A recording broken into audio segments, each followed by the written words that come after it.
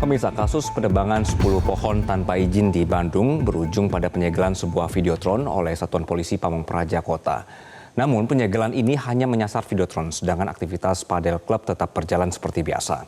Kepala Satpol PP Kota Bandung, Bambang Sukardi menyebut penyegelan videotron merupakan tindak lanjut atas kasus penebangan 10 pohon tanpa izin di kawasan tersebut. Atas pelanggaran ini, pihak yang bertanggung jawab telah dikenai sanksi berupa kewajiban menanam 100 pohon pengganti serta membayar denda paksa sebesar 100 juta rupiah. Sanksi ini disebutkan telah dipenuhi, meski demikian Satpol PP tetap melakukan penyegelan terhadap videotron.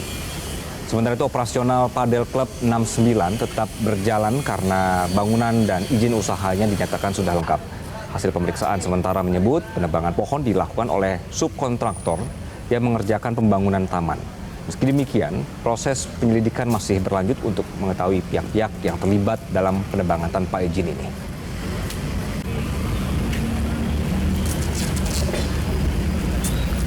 Berdasarkan berita acara pengakuan, makanya kita lakukan. Kenapa? Karena dia melakukan itu karena menghalangi view daripada videotron yang dulu.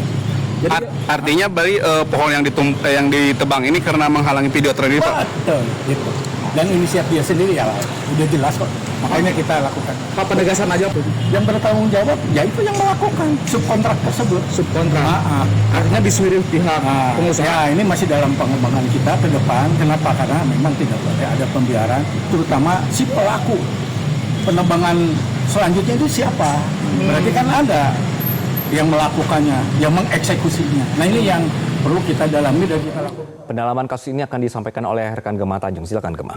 Baik, terima kasih rekan Anggi. Pemirsa, memang dalam satu pekan terakhir kita publik khususnya bagi warga Bandung ya pemirsa diramaikan dengan informasi penebangan pohon berujung penjara. Penebangan pohon ini bukanlah hal yang sepele. Nyatanya tindakan memotong atau merusak pohon tanpa izin resmi dari otoritas resmi bisa berujung hukuman berat. Karena apa? Karena tindakan ini dapat merusak lingkungan, menghilangkan fungsi peneduh, bahkan meningkatkan resiko banjir dan tanah longsor.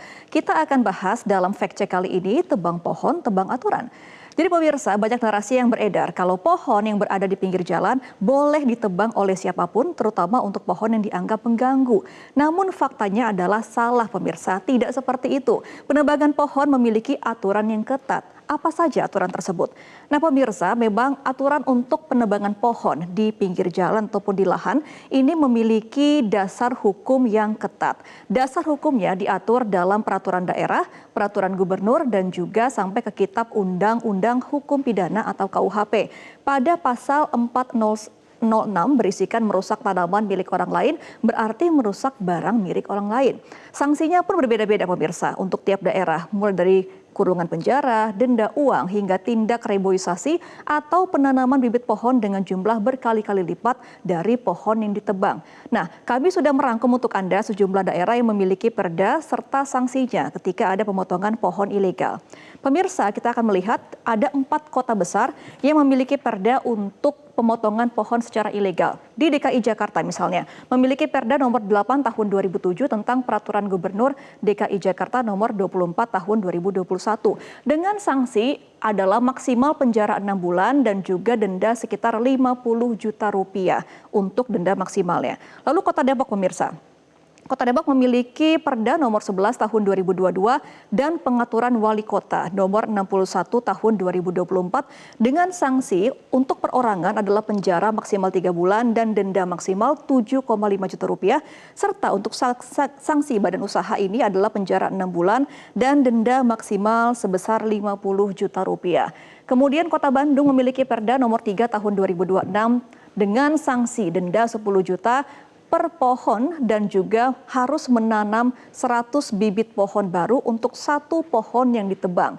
Dan di Kota Surabaya memiliki Perda nomor 19 tahun 2014 dengan sanksi penjara minimal 3 bulan dan denda maksimal 50 juta rupiah serta penanaman bibit pohon ulang untuk setiap pohon yang ditebang. Nah, kita akan melihat pemirsa dan juga akan bahas kasus yang tengah bergulir saat ini terkait penebangan pohon secara ilegal tepatnya di Provinsi Jawa Barat di Kota Bandung. Jadi pemirsa, memang kasus ini sebenarnya sudah bergulir dan juga sudah masuk ke dalam penyelidikan Pemkot Bandung sejak akhir bulan Juni 2026. Sanksi sudah disiapkan, namun kasus ini mengalami peningkatan eskalasi karena masuk ke dalam kategori pelanggaran berat. Namun hingga saat ini Wali Kota Bandung belum menyampaikan siapa pihak yang terlibat. Rencananya sanksi yang akan diberikan kepada para pelaku ini adalah menanam kembali pohon jenis tanjung dan mahoni dengan tinggi 5 hingga 10 meter. Awalnya sesuai dengan regulasi, pihak yang menebang ini akan diberi sanksi 10 juta rupiah dan diwajibkan menanam pohon 100 bibit pohon untuk 10 pohon yang ditebang. Namun sanksi juga akan diberikan dalam status perusahaan atau badan usaha dengan ancaman pidana lebih dari 3 tahun kurungan penjara dan denda sebesar 3 miliar rupiah. Nah, kalau dari sisi pengelola pemirsa, mereka mengaku tidak mengetahui siapa yang menebang pohon. Karena klaimnya adalah ketika sudah mulai beroperasi lapangan padel ini, pohon tersebut sudah ditebang. Nah, kasus ini membuat Wali Kota Bandung Muhammad Farhan pun turun tangan akhirnya pemirsa. Kita akan melihat bagaimana pernyataan dari Muhammad Farhan selaku Wali Kota Bandung. Ia mengatakan bahwa karena eskalasi sudah tinggi kasusnya, maka akhirnya Wali Kota Bandung turut tangan dan maka sejak tanggal 30 Juli 2026, Wali Kota Bandung sudah mengambil alih dan terungkap ada beberapa kasus penebangan pohon lainnya di Kota Bandung yang saat ini masih dalam penyelidikan dari Pemkot Bandung. Nah pemirsa, kita juga akan bahas lalu seperti apa sebenarnya penanganan yang tepat jika memang ada pohon yang dianggap membahayakan di publik. Kami sudah merangkum dalam sejumlah arahan dari perda-perda, di antaranya sebagai berikut pemirsa. Yang pertama adalah mencatat lokasi secara akurat keberadaan pohon yang dianggap membahayakan bagi publik. Kemudian juga mengambil foto kondisi pohon yang membahayakan ini untuk bukti kepada pemerintah daerah dan juga mengirimkan laporan melalui aplikasi pengaduan dan juga lapor ke instansi terkait seperti Dinas Kehutanan dan juga dinas yang bertugas memang dalam area perkebunan dan juga perhutanan. Kemudian juga Pemda nantinya akan melakukan survei dan mengambil tindakan jika memang ada sejumlah tanaman yang membahayakan bagi publik di area publik pemirsa. Nah, pemirsa, kita juga akan bahas lebih lanjut soal tebang sembarangan langgar aturan. Saat ini sudah bergabung bersama kami melalui sambungan Zoom pengamat tata kota Nirwono Yoga. Selamat siang, Pak Yoga. Selamat siang, Mbak Gema. Apa kabar? Salam sehat. Baik, salam sehat, Pak Yoga. Jadi Pak Yoga, kalau kita berkaca dari kasus yang di Bandung ya Pak Yoga, jadi Wali Kota Bandung ini kan ikut turun untuk menangani adanya penebangan 10 pohon secara ilegal. Apakah penanganannya sudah tepat dilakukan oleh Wali Kota Bandung saat ini? Ya, betul. Justru ini memberi contoh kepada kepala daerah yang lain ya, agar kepala daerah tadi peduli terhadap aset kota. Ya, pohon itu harus dilihat sebagai aset kota ya, karena dia memiliki jiwa untuk tumbuh dan kembang ya. Jadi dia bukan barang mati sebenarnya.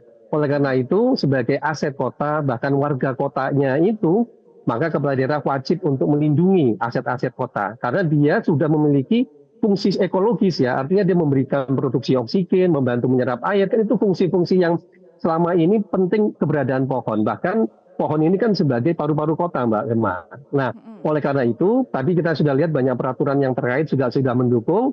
Ke depan ada 3 yang harus dilakukan, Mbak Gemma. Apa? 1 ya, sosialisasi peraturan tersebut, peraturan daerah, peraturan kepala daerah, wali kota atau peraturan gubernur ya, terkait dengan prosedur kondisi terhadap pohon. Kenapa? Banyak salah persepsi. Kalau pohon itu kondisinya bagaimana dan seterusnya itu harus dilakukan kajian dulu ya. Ada istilahnya dokter pohon ya, yang mereka memeriksa pasti apakah pohon-pohon tersebut perlu cukup dipangkas, dirapikan tanpa harus ditebang misalnya. Karena kalau ini dilakukan maka sebenarnya tidak perlu ada penebangan pohon. Kenapa? Dalam teknik tata kota itu sudah diatur posisi pohon itu di mana, kemudian bagi visual kota bagaimana, sehingga kalau dalam kasus seperti ini pemasangan videotron, berarti sejak awal peletakannya tidak sesuai dengan rencana tata kotanya. Kalau dia sesuai dengan rencana tata kota, harusnya tidak mungkin dibangun di atas ruang terbuka hijau di mana ada pohon-pohon tadi, Mbak Gema. Nah, ini mungkin pelajarannya. Ketiga, yang juga perlu digarisbawahi, yang tadi ya, penggantian pohon itu tidak hanya terkait dengan jumlah sebenarnya. Oke, 1 pohon diganti dengan 100 pohon misalnya, bukan itu. Kenapa? Justru yang paling ideal kalau di kota-kota dunia, kalau Anda menebang 1 pohon dewasa tinggi 20 meter ya Anda wajib mengganti pohon tadi setinggi 20 meter. Bukan kemudian diganti 5 meter, 10 meter yang secara ekologis belum berfungsi optimal. Ini cara paling menggampangkan ya, baik itu jumlah maupun ukurannya. Sudah begitu nanti nanamnya bukan di titik yang awal, Padahal yang membutuhkan pohon untuk membantu polusi udara kan di titik lokasi awal tadi, Mbak Gema. Kira-kira itu. Memang, karena kan memang untuk pohon akarnya ini harus tumbuh lama supaya bisa kuat menggrip di bagian tanah bawah supaya tidak jatuh kalau ada hujan atau badai begitu ya Pak Yoga. Nah Pak Yoga kan untuk dasar hukum sebenarnya sudah memiliki ada perda, ada pergub, juga ada pengualkot begitu ya. Sudah kuat belum dasar hukum ini untuk pidana bagi para pelanggar yang menebang pohon ilegal? Sebenarnya sudah cukup. Yang jadi masalah tadi ada 3. Satu, sosialisasinya. Ya, tadi banyak kita temukan belum banyak warga bahkan pelaku usaha memahami aturan tersebut ya, sehingga mereka seringkali terutama para teman-teman kontraktor dan subkontraktor main asal tebang ya, padahal tadi ada aturan ketat untuk memilih pohon itu perlu perhatian apalagi sampai harus ditebang. Itu yang pertama. Kedua, yang tidak kalah penting adalah efek jerah ya. Banyak sekali kasus-kasus penebangan itu akhirnya selesai dengan cara mengganti pohon tadi. 10 pohon diganti 100, ditanam di tempat mana, dianggapnya sudah selesai. Padahal yang tadi saya katakan, mengganti 10 pohon, harusnya cukup 10 pohon, tapi dengan ukuran yang sama. Ini lebih sulit daripada sekedar jumlah ya, karena untuk mendapatkan, taruhlah tadi, ada 10 pohon ukuran 20 meter. Untuk mendapatkan 10 pohon dengan ukuran yang sama, apalagi jenis yang sama, itu tidak mudah Mbak Gema. Nah ini sebagai efek jerah. Kemudian nanti nanamnya jangan di luar, apalagi jauh, tetapi di lokasi yang dekat dengan lokasi penebangan. Karena apa? Karena mereka akan membantu menyerap udara kan di lokasi itu, bukan di luar lokasi. Nah, ketiga yang tidak kalah penting, ke depan tidak ada lagi dalam tanda petik ya, kata maaf bagi para pelaku yang menebang pohon sembarangan tadi Mbak Gema. Kalau tidak ada ketegasan, maka bisa dipastikan akan terus terjadi penebangan pohon. Apalagi ini kan di musim kemarau ya, musim panas, polusi udara tinggi, justru harusnya pohon itu diperbanyak, kita menanam lebih banyak lagi pohon-pohon besar. Kira-kira gitu Mbak Gema. Nah, Pak Yoga, kalau kita berkaca dari yang kasus Bandung, memang kan kalau pengelola mengklaim sudah dapat izin usahanya, tapi pohonnya memang yang ditebang yang ada di daerah usahanya itu. Nah, apakah memang ke depannya jika ada badan usaha yang ingin bikin usaha di lahan yang ada pohon yang harus izin dulu, apakah tetap boleh bangun usahanya tapi pohonnya nggak boleh ditebang? Betul. Nah, kalau dalam konteks tata kota, itu ada namanya rencana detail tata ruang kota. Nah, di dalam RDTR tadi itu sudah diatur daerah mana yang akan dikembangkan, daerah mana yang boleh dipasang sampai tadi ya, tempat penataan papan-papan reklame ruang luar misalnya, itu sudah diatur di mana titik-titik tadi, dan itu biasanya titik-titiknya tidak sembarangan. Tadi misalnya kalau dia berada di ruang terbuka hijau atau berada di taman sehingga mengakibatkan penebangan pohon atau pengurangan ruang terbuka hijau, pasti ada sanksinya. Nah, dalam kasus ini terjadi ada miskomunikasi. Tadi pertama, izin usaha, apakah pada saat mengeluarkan izin usaha tadi sudah berkoordinasi dengan dinas tata ruang misalnya, sehingga dipastikan iklan itu sesuai dengan penempatannya. Kalau hanya izin usaha, berarti kan dari dinas yang lain, tetapi tidak berkoordinasi dengan dinas tata ruangnya. Kalau itu dilakukan, saya kira pasti ada pertimbangan-pertimbangan untuk tidak memasang papan reklame tersebut. Ya, di titik yang sekarang menjadi masalah, karena tadi harus menebang pohon misalnya. Nah, hal ini terjadi karena apa? Tidak adanya koordinasi antar dinas sehingga si pelaku hanya mengandalkan satu dinas tadi, izin usaha pemasangan papan reklame. Padahal tadi, apakah sudah mendapatkan izin dari dinas tata ruang atau tidak? Ini yang perlu ditelusuri. Kira-kira itu Mbak Gema. Oke, nah kalau untuk publik masyarakat Pak Yoga misalnya mendapati adanya keberadaan pohon atau tanaman yang mengganggu publik, membahayakan publik begitu ya. Seperti apa prosedur aduan kepada pemerintah daerah? Ya, baik. Ada 3 langkah yang bisa dilakukan ya. Yang pertama tentu pemerintah daerah perlu membuat semacam kayak call center atau tempat pusat reaksi cepat ya, untuk memudahkan warga melaporkan kalau ada pohon-pohon yang membahayakan di lingkungan mereka ya. Foto informasikan. Kalau Jakarta misalnya kan ada Jaki misalnya. Foto lokasi pohon itu umpamanya sudah miring, sudah kropos, kemudian menggelantung dekat kabel misalnya sehingga sangat berbahaya. Segera foto dan laporkan ke Jaki misalnya ya, untuk dapat segera diinstruksikan kepada dinas pertamanan khususnya yang mengurusi pemotongan tadi. Yang kedua, siapkan setiap pemerintah daerah itu punya semacam satgas pohon ya. Satgas pohon inilah yang bergerak nanti ke lapangan untuk memastikan memotong, memangkas dan sebagainya. Kalau di Singapura petugasnya itu bersertifikat ya, untuk menebang pohon itu tidak boleh sembarangan. Nah, ketiga, masyarakat dalam keadaan terpaksa ya dapat bersama dengan misal atas pengawasan RT, RW, hingga lurah, kalau pohon itu benar-benar membahayakan dalam kondisi genting misalnya, dapat melakukan pemotongan tetapi di bawah pengawasan pihak aparat terkait. Misalnya tadi ya, pihak kelurahan ataupun kecamatan terdekat. Kira-kira itu Mbak. Oke, nah Pak Yoga untuk menumbuhkan kembali nih rasa kepada masyarakat ya agar mereka menyadari kalau keberadaan pohon ini penting sekali untuk kehidupan. Seperti apa sosialisasi yang dibutuhkan? Betul. Jadi sebenarnya secara sadar ataupun tidak sadar kita sebenarnya sangat membutuhkan pohon. Apalagi di kondisi sekarang ya. Kondisi panas itu kalau banyak pohon pasti teduh suasananya. Nah ini kan tentu ada kebutuhan pohon untuk ditanam di seluruh lingkungan sebenarnya. Lingkungan kota, lingkungan tempat tinggal kita gitu ya. Semakin banyak pohon-pohon yang ditanam tentu akan membuat lingkungan kita menjadi teduh.